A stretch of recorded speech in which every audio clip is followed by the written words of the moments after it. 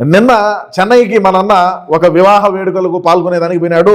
అదేవిధంగా పెళ్లి కొడుకు ఇవ్వాల్సినటువంటి బొకేని కూడా మనం ఏ విధంగా లాక్కున్నాం. ఆ తరువాత స్టాలిన్ కొడుకు ఉదయనిధి స్టాలిన్ వచ్చినాడు. ఆయన ఏమన్నాడంటే సనాతన ధర్మాన్ని ఒక డెంగ్యూతో పోల్చినాడు. గతంలో ఒక డెంగ్యూతో పోల్చినటువంటి వ్యక్తితో మరి చర్చలు సాధించినాడు.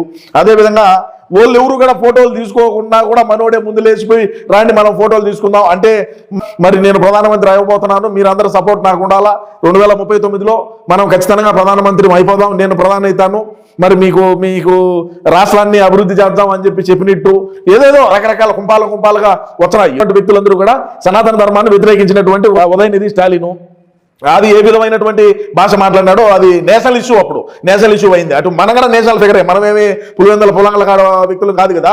మనం ఎప్పుడో 10వ తరగతి పరీక్ష పేపర్ దొంగలించినప్పుడే మనం నేషనల్ ఫిగర్లు అయిపోయినాం. మరి అటువంటిప్పుడు మనోడికి కూడా అటువంటి వ్యక్తులందరూ తోడై మనం అందరం ఏకం అయ్యి మనం ప్రధాని చేసుకోవాలని చెప్పి కూడా నేను ఈ సందర్భంగా తెలియజేస్తా ఉన్నా. ప్రజలారా, ఏది ఏమైనప్పటికీ తప్పకుండా మన జగనన్ననైతే ప్రధానిని చేసే వరకు కూడా మన ఈ పోరాటం అయితే ఆగదు.